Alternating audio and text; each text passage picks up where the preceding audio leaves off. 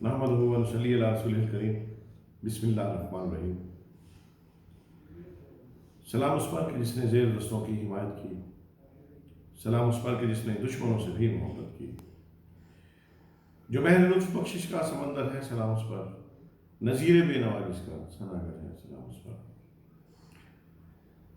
دوستو السلام علیکم۔ ماشاءاللہ آج برل کے ریٹ کو بڑھے ہوئے تقریباً 1 مہینہ ہو گیا ہے۔ کسی میرے دوست کو فلاک لگ گیا ہے، ان کا فلاک بک گیا ہے، کسی دوست کا فلاک تیاری پہ ہے، کسی کا 20 دن کے ہے، کوئی کسی مرحلے میں ہے، کوئی کس مرحلے میں ہے۔ میری یہ دعا ہے کہ یا اللہ سب کو 1 دفعہ 2 دفعہ اچھا ریٹ لگے، تاکہ یہ جو میرے مقروض دوست ہیں، پریشان ہیں، ان کی پریشانیاں دور ہوں، ان کے قرض اتریں اور ان کو روزی روٹی بچے، اور 1 دفعہ پولٹری انڈسٹری میں پھر سے خوشحالی ہے۔ دوستو ریٹ تو بڑھ گیا ہے، لیکن کچھ نئی چیزیں اور کچھ ابہام اور کچھ سوالات جو ابھی موجود ہیں۔ سب سے اہم سوال جو اس وقت کیا جا رہا ہے وہ یہ ہے کہ اب کیا چوزہ ڈالیں یا نہ ڈالیں۔ دوسرا یہ ہے کہ اگر ہم چوزہ ڈالتے ہیں تو کیا اس کو ریٹ لگے گا یا نہیں لگے گا۔ تیسرا سوال یہ ہے کہ اس وقت چوزہ کتنا ہے، فیڈوں کی سیل کتنی ہے۔ چوتھا اور اہم سوال جو ہے وہ یہ ہے کہ یہ جو بیماریاں اس وقت چل رہی ہیں، کیا یہ پرانے میٹیریل کی وجہ سے ہیں یا اس موسم کی شدت کی وجہ سے ہیں؟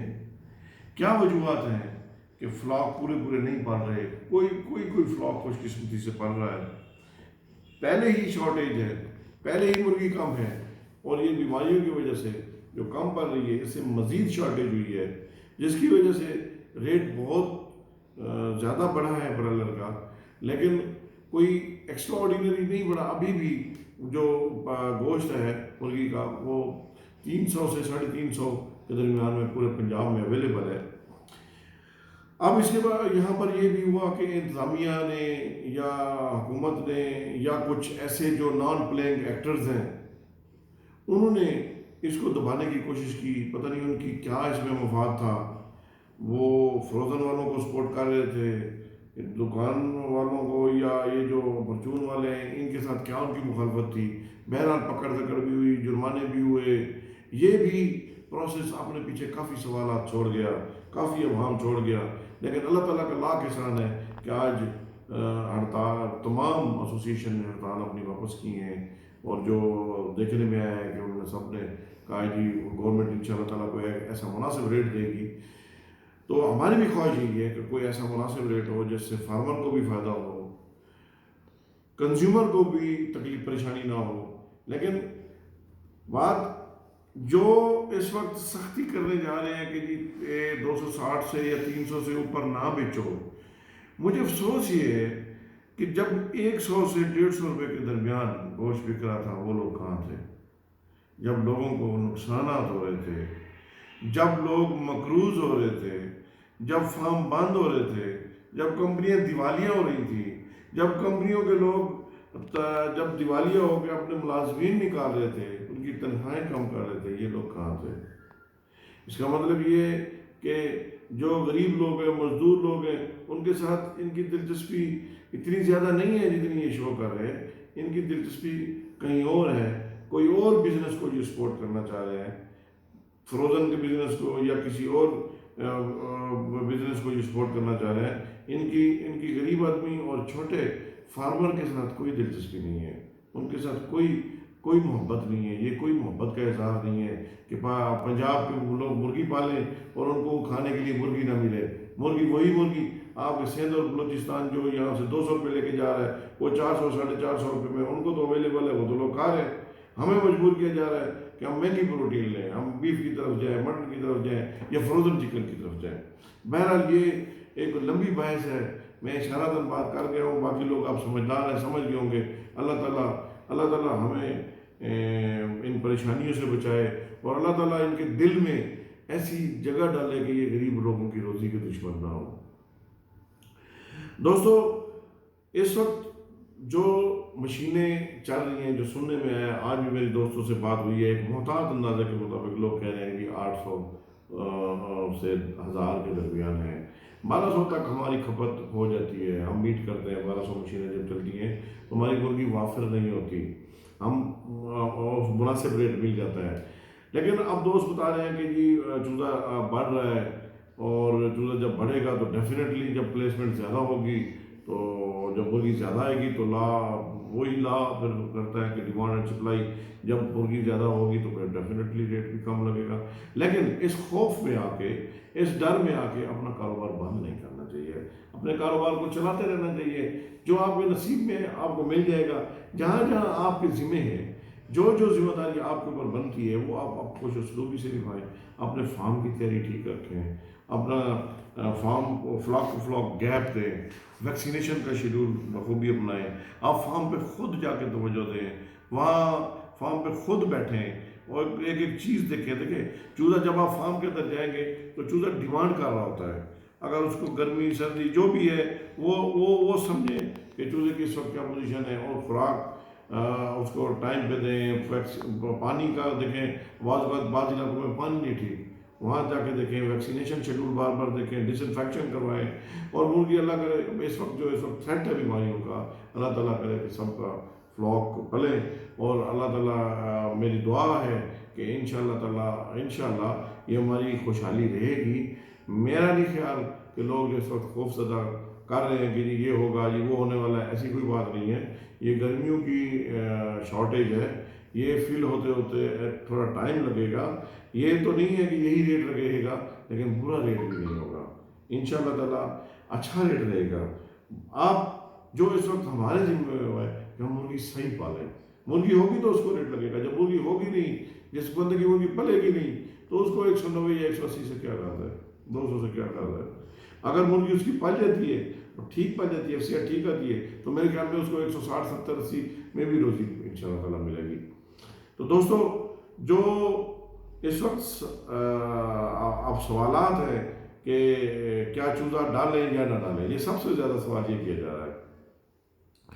پھر یہ ہے کہ بھی اس کو ریٹ لگے گا یا نہیں لگے گا. آنے والا وقت میرے اللہ کی ذات جانتی ہے. آپ ایک نیک دل سے، خوش اسلوبی سے، جو بھی ہے. ہاں یہ ہے کہ چوزے کا ریٹ جو اس وقت ہے وہ آپ اپنی کیلکولیشن کے مطابق آپ کیلکولیٹ کریں، فیزیبل بنائیں. اگر آپ کو سمجھتے ہیں کہ یہ ریٹ آپ کو فیزیبل ہے تو آپ ضرور ڈالیں. اور انشاءاللہ تعالیٰ میں جہاں تک سمجھتا ہوں کہ ابھی مہینہ ہوا ہے ریٹ بڑھے ہوئے، اور جو چوزے شارٹیج تھی، جو چوزہ کم ہوا تھا، کچھ کمپنیاں ہیں جن کو ابھی 30-35 دن ہوئے ہیں چوزہ کم ہوئے. میرے خیال میں ابھی جو کم چوزہ تھا وہ ابھی آنا ہے. اور دوسری جو پنجاب کے دوستوں کے لیے وہ یہ ہے کہ اس وقت پلیسمنٹ زیادہ سندھ میں ہو رہی ہے. سندھ کا چوزے کا ریٹ زیادہ ہے، اور پنجاب کے چوزے کا فلو بھی زیادہ سندھ کی طرف ہے. اور دوسری اہم بات جو ہے وہ یہ ہے کہ جو اب گرینز ہیں وہ بھی نیا آنا شروع ہو گیا ہے. وہ مکئی کی فصل ماشاءاللہ بہت اچھی ہوتی ہے، ریٹ بھی مناسب ہے. مجھے امید ہے کہ انشاءاللہ تعالیٰ اس سے بیماریوں کا تھریٹ بھی کم ہو جائے گا، ہماری FCRA بھی بہتر ہو جائے گی، اور انشاءاللہ تعالیٰ مرغی ٹھیک پلے گی، اور انشاءاللہ اس کو ریٹ بھی بہت اچھا لگے گا. دوستو، گھبرانے کی ضرورت نہیں ہے. آپ کام کریں، انشاءاللہ تعالیٰ اللہ تعالیٰ آپ کا حامی و ناصر ہو. اب خوف میں آ کے، لاسز کے خوف میں آ کے آپ اپنا کام بند نہ کریں. کام کرتے رہیں، محنت سے کام کریں.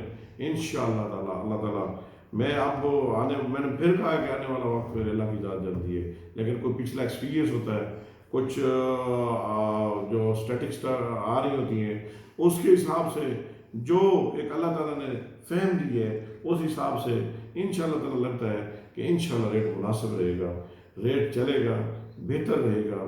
باقی اللہ تعالیٰ ہمارے حکمرانوں کے دل میں بھی رحم ڈالے گا. وہ بھی اس پہ خام خواہ ٹانگیں نہیں اڑائیں گے، خام خواہ سختی نہیں کریں گے. پچھلے دنوں ایک خاتون، وہ جو پتہ نہیں اب وہ پہلے تو پیپلز پارٹی میں تھیں، اب شاید وہ پتہ نہیں نون لیگ میں یا تحریک انصاف میں، یا پتہ نہیں MP ہیں یا MN ہیں. مجھے تو یہ بھی نہیں پتا کہ وہ کس حلقے سے الیکشن لڑتی ہیں، جیت کے آئی ہیں یا ہار کے ہیں، یا پتہ نہیں کوئی ڈرائنگ روم کی سیاستدان ہے. وہ 260 کا ورد کر رہی تھیں. تو بیوی آپ کو نہیں اندازہ، یہ آلو اور گڑ کا کاروبار نہیں ہے، یہ زندہ چیز کا کاروبار ہے۔ ہم نے آج اگر 300 روپے 350 روپے بیچا ہے تو کل ہم نے 150 روپے بھی بیچا ہے۔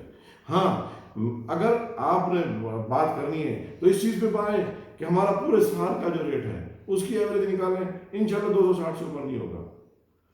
اگر آپ اس بات پہ آتے ہیں تو آپ آئیں 360 دن کا جو سال کا ریٹ ہے، ہر دن کا ریٹ نکالیں، وہ ہمارا ایوریج جو ہے نا وہ 260 سے اوپر نہیں ہوگا، 260 سے نیچے ہی رہے گا۔ آج ہم نے 350 دیا تو کل ہم نے 250 بھی دیا ہے، 150 بھی دیا ہے، 130 روپے تک گوشت ہم نے بیچا ہے۔ گوشت زیادہ تھا تو بیچا ہے سستے ریٹ۔ اب جب نہیں ہے، شارٹیج ہے، تو پھر اب ڈیمانڈ اینڈ سپلائی کا ہے، کوئی اتنا زیادہ ہیوی ریٹ نہیں ہو گیا خدا نہ خواستہ۔ آج بھی بیف 500 اور مٹن 1000 سے اوپر آپ لوگ لے رہے ہیں، اور وہ بھی ریلائبل نہیں ہوتا، بہرحال آپ کے سامنے ذبح نہیں ہوتا، ٹھیک ہے؟ جس طرح آپ مرغی لیتے ہیں اس طرح مٹن اور بیف آپ کو نہیں ملتا۔ آپ یہ اللہ تعالیٰ کی یہ جو نعمت ہے پاکستان کی پولٹری انڈسٹری، جو میں سمجھتا ہوں کہ چند ملک ہیں جو ہم سے آگے ہیں، باقی دنیا اس کو رشک کی نظر سے دیکھتی ہے۔